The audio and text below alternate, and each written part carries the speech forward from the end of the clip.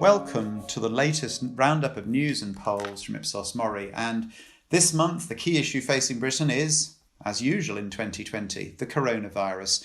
But it's now being joined in the top set of issues that worry the country by Brexit, surging over 20 points in the last month, and discussions about the end of the negotiations and what deal we will or won't end up are starting to occupy the minds of the country, along with the economy and, of course, unemployment, where concern is also rising.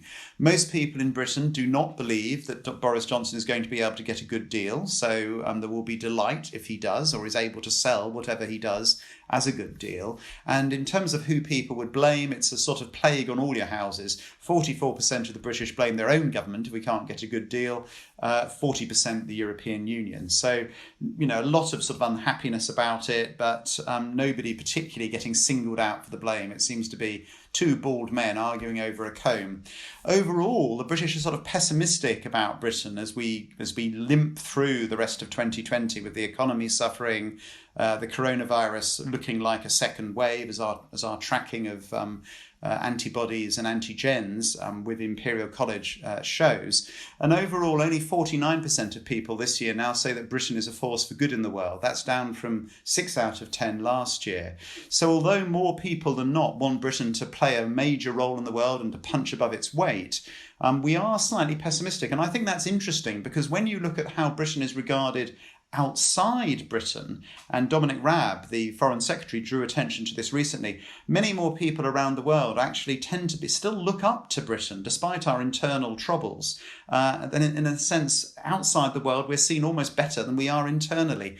Overall, in some work that we did for the British Council earlier this year, we found more young people globally saw Britain as an attractive country than virtually anywhere else. But you wouldn't believe that if you read the newspapers in Britain. Overall, in terms of who we believe we're going to be important for us as a country after we leave the European Union, finally, after the transition period, overall, it's still Europe. We recognise that geography, and we will keep you updated on how the British feel about Brexit. But meanwhile, we have something else, of course, to occupy us. On November the 3rd, the American elections, and at the moment, as our polling in America shows, Joe Biden is favourite to win, well ahead among likely voters, and also significantly ahead, but by a lesser margin, in those marginal seats that he needs to win to get a majority in the Electoral College. Because, of course, in America, you can be miles ahead in the popular vote, but lose out in the Electoral College in those key states. So Donald Trump's not doing particularly well. His personal ratings have plummeted. He's generally seen as not doing a good job in dealing with the coronavirus in America, but he may surprise us again. We'll all, I think, all over the world be watching that election.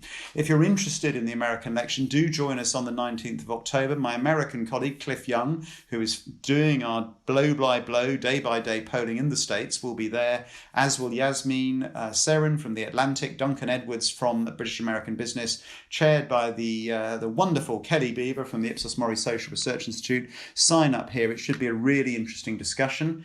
And then generally back at home, we can also see other things shifting as we go through a year of the coronavirus, lockdowns, and also a focus, of course, on equality and inequality. And on that, what's interesting, with all of the focus on Black Lives Matter and the unequal outcomes of the virus, we can see many more people in Britain this year saying they want to buy brands that reflect their personal values. So business standing up for what matters seems to be more prevalent this year. We've got nearly 7 out of 10 people agreeing that business leaders have a responsibility to speak up on social and political issues. And that's something, of course, that today we're covering at the Good Business Festival, which really tries to look at, how business can both make money and do good, something that 8 out of 10 people in Britain believe is possible.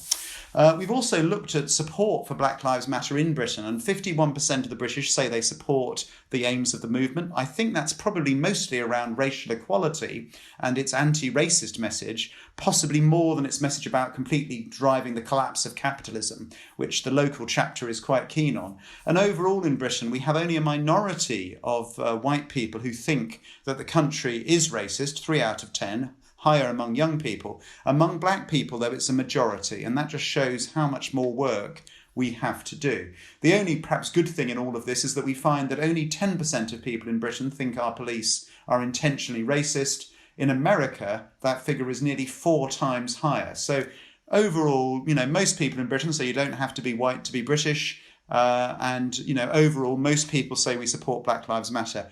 A bit different to the United States. Elsewhere this month, we've looked at support for paying more tax for public services. 44% say that they would, including quite a large proportion of Conservative voters. Whether or not they actually would go ahead and vote that way, of course, we will see. We've also looked at the idea of a wealth tax. We've looked at the emotional and financial impact of the pandemic on both black and white people and who's suffered most. And finally, one that will please Nicola Sturgeon, we found that most people running big companies in Britain are actually not particularly bothered about the impacts of Scottish independence. That's all for now. I look forward to talking to you very soon.